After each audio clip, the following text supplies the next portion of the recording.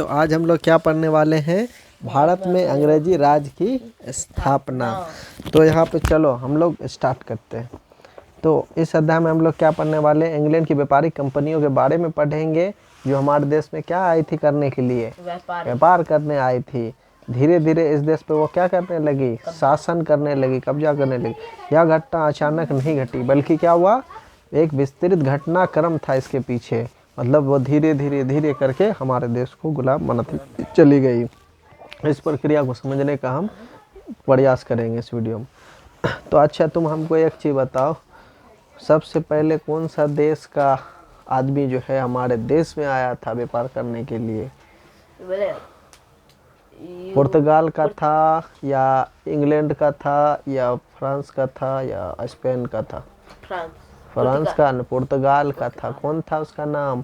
Vasco D gamma. कब आया था? 1498 ईस्वी में।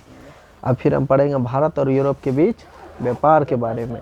भारत और यूरोप के बीच क्या है? व्यापार। प्राचीन काल से ही व्यापारिक संबंध थे। प्राचीन काल से मतलब क्या, बहुत पुराने, बहुत सालों से ही ये संबंध था। क्या का? बिजनेस का। स्थल मार्ग से होने वाले इस व्यापार में अरब सौदागरों की भूमिका महत्वपूर्ण थी।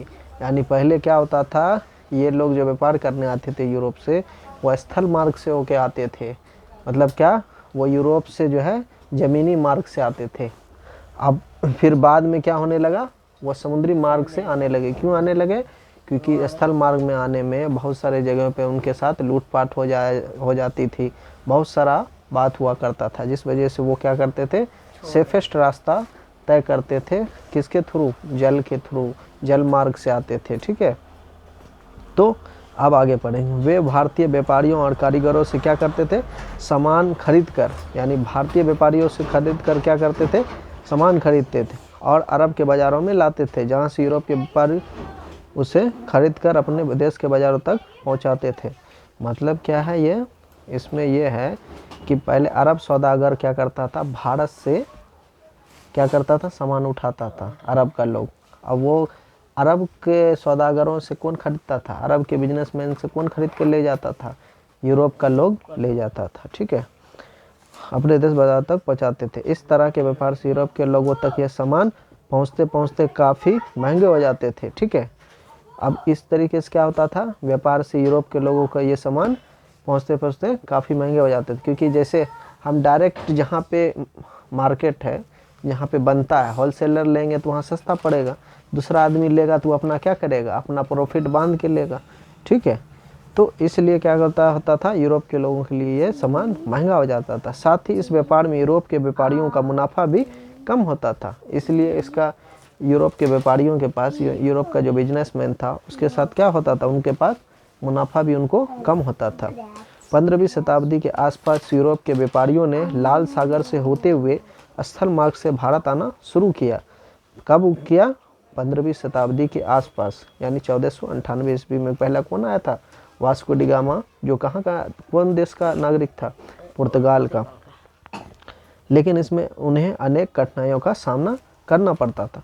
जैसे अब वो जब स्थल मार्ग से आना शुरू किया था, वो लोग, यूरोप का लोग आता था, उनको क्या करना पड़ता था, अधिक कठिनाइयों का सामना करना पड़ता था। ठीक है, स्थल मार्ग से यूरोप के लोगों को, स्थल मार्ग से यूरोप तक माल पहुंचाने में काफ़ी समय भी अधिक लगता था और रास्ते में लूट जाने का भय भी सदा बना रहता था। यानी कि लूट लेता था लोग रास्ते में बहुत सारा। जैसे यहाँ भारत है, अब भारत से हम लोग यूरोप जाएंगे स्थल मार्ग से, बहुत सारा देश है, चोर चमार सब जो लुटेरा है उसको लूट के मार के लूट लेता था, आदमियों को मार देता था। इधर पानी से ले जाएंगे तो शांति पता नहीं चलेगा, किसी को सामान लेके पहुँचा भी देंगे। ठीक है, अब क्या होता, बहुत से स्थानों पर उन्हें चुंगी कर भी देना पड़ता था। क्या क्या देना पड़ता था? अब हर एक देश में घुसता था, अब टैक्स लाओ, सब क्या करता था, सब टैक्स मांगता था। ई कंट्री में गया वो भी टैक्स मांगा, दूसरे कंट्री में गया वो भी बोलता था हमको टैक्स दो। तो टैक्स देते देते देते कितना, 10 रुपया का सामान 1000 रुपया का सामान बन जाता था।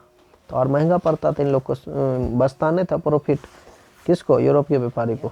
इसके अतिरिक्त अरब के व्यापारी समूह उनके लिए तमाम तरह की मुश्किलें खड़ी करते थे। इसलिए यूरोप के व्यापारियों के लिए आवश्यक हो गया था कि वे एशिया और भारत के लिए ऐसे रास्तों की खोज करें जिसमें ये सारी मुश्किलें ना हो। अब ये जैसे अरब का लोग हो गया, दूसरा देश का लोग क्या करता था, इन पे टैक्स बांध देता था, इस वजह से वो सामान क्या होता था, महंगा हो जाता था। अब ये एक तरह का से वो उन लोग कठिनाई होता था स्थल मार्ग से, तो ये लोग यूरोप का लोग क्या सोचा कि हम लोग किस तरीके से भारत पहुँचे, क्योंकि हमको सामान तो लेना है भारत से, तो भारत से जब सामान लेना है तो हमको क्या चाहिए, एक ऐसा शॉर्टकट रास्ता चाहिए जहाँ पे ये सब समस्या ना हो। ठीक है, तो यहाँ पे देख ली आगे क्या है। इसीलिए यूरोप के व्यापारियों के लिए आवश्यक हो गया था कि वे एशिया और भारत के लिए ऐसे रास्ते की खोज करें जिसमें ये सारी मुश्किलें ना हो। उसके बाद इस दिशा में सर्वप्रथम सफलता पूर्वक पुर्तगाल के नाविकों को मिली, और पुर्तगाल का नाविक वास्को डिगामा 1498 ईस्वी में यूरोप से होकर अफ्रीका का चक्कर लगाता हुआ उत्मासा अंतरिप, जिसको आज हम क्या कहते हैं, कैप ऑफ गुड होप के मार्ग से भारत के पश्चिमी तट पर स्थित कालीकट बंदरगाह पर पहुंचा। अब यहाँ पे यूरोप का जो देश है पुर्तगाल का एक आदमी था, कौन, वास्को डिगामा था, जो 1498 ईस्वी में किधर से होकर आया था, अफ्रीका से होते हुए कैप ऑफ गुड होप होते हुए फिर कहाँ आया था, भारत के कालीकट बंदरगाह पे आया था। ठीक है, कौन आया था, वास्को डिगामा। ठीक है, और फिर यहाँ जब पहुँचा तो उसको क्या हुआ, कालीकट के शासक ने वास्को डिगामा को अपने यहाँ व्यापार करने की अनुमति एवं सुविधा प्रदान की। कहाँ के शासक ने, कालीकट का जो राजा था उसको बोला कि आप यहाँ बिजनेस कीजिए, और बहुत सारा सुविधा भी प्रदान किया, जैसे घर और रहने उन्हें दिया। ठीक है, वास्को डिगामा भारत से गर्म मसालों को लेकर वापस लौटा, उसे बेचकर यात्रा पर हुए खर्च एवं लागत से 60 गुना लाभ हुआ। जब वास्को डिगामा यहाँ से क्या ले गया था, गर्म मसालों को खरीद करके कहाँ ले गया था, अपना देश ले गया था पुर्तगाल। ठीक है, और यूरोप के बाज़ारों में उसको जब बेचा तो उसको कितना गुना लाभ हुआ था, 60 गुना लाभ हुआ था, यानी कि 60 गुना लाभ हुआ था।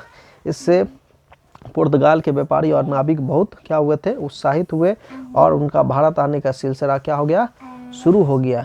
आगे चलकर पुर्तगाली व्यापारियों ने भारत में कालीकट, गोवा, दमन द्वीप एवं हुगली के बंदरगाहों में अपनी क्या की, व्यापारिक कोठियाँ स्थापित की। उन्होंने भारत में राजनीतिक सत्ता स्थापित करने का प्रयास भी किया, किंतु वे सफल नहीं हुए। आगे देखो, आगे चलकर जब पुर्तगाली व्यापारी जो आए थे वो क्या किए, कालीकट, गोवा और दमन द्वीप, हुगली जैसे बंदरगाहों में अपनी क्या की, व्यापारिक कोठियाँ स्थापित की। ठीक है, अब अलग अलग जगह वो क्या किया, अपना अपना बिजनेस खोलने के लिए अलग अलग कोठी बनाने लगा, घर टाइप का रहता था, गोदाम टाइप का जहाँ सामान रखता था। उन्होंने भारत में राजनीतिक सत्ता स्थापित करने का प्रयास किया, किंतु वे सफल नहीं हुए। अब वो जो है वो जब यहाँ व्यापार करने आता था पुर्तगाली लोग, तो आज राजा को भी थोड़ा बहुत टैक्स देना पड़ता था। वो लोग क्या करा कि यहाँ भी कैप्चर करने का कोशिश किया कि राजा को हटा करके अपना मनपसंद वाला राजा को देंगे जिसको टैक्स नहीं देना पड़े। ठीक है, हमको अपना सुविधा दे। तो इस तरीके से कोशिश किया कि राजनीतिक सत्ता प्राप्त करे, लेकिन उसको नहीं मिला। किसको, पुर्तगाली लोग को। पुर्तगाली क्या होता है,